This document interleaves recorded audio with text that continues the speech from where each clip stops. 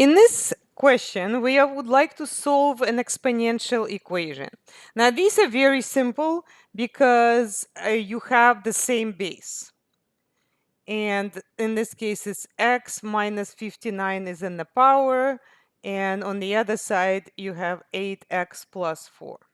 So we can use the fact that 5 to a power is what's called a one-to-one function, meaning that the only way for these two to be equal to each other if the powers are equal to each other. And so what we have to do is, since the bases are the same, and you have to assume that they are the same, otherwise, of course, you cannot make them equal, then you're just going to make x minus 59 equal to 8x plus 4. And now we want to solve this equation for x. In order to do that, we want to isolate the x on one side, and that's going to be your variable side, and move the numbers to the other side. And in this case, I think it'll be easier because I want to have a positive coefficient of x. I am going to subtract x from both sides first.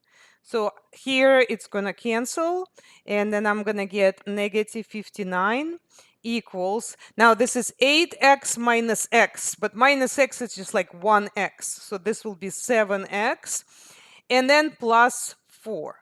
Okay, so now I have the 7x and I on the right side, and I don't have x on the left side. But what the next thing I want to do is get rid of the plus 4, because I only want to have the variables on the right and the numbers on the left, let's say. That was my preference. Okay, so I will subtract 4 from both sides, and you can use a calculator, but negative 59 subtract 4 is negative 63.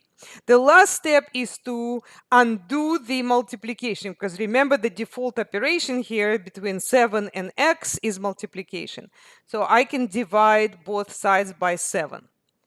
And I will get negative 63 divided by 7, that's negative 9.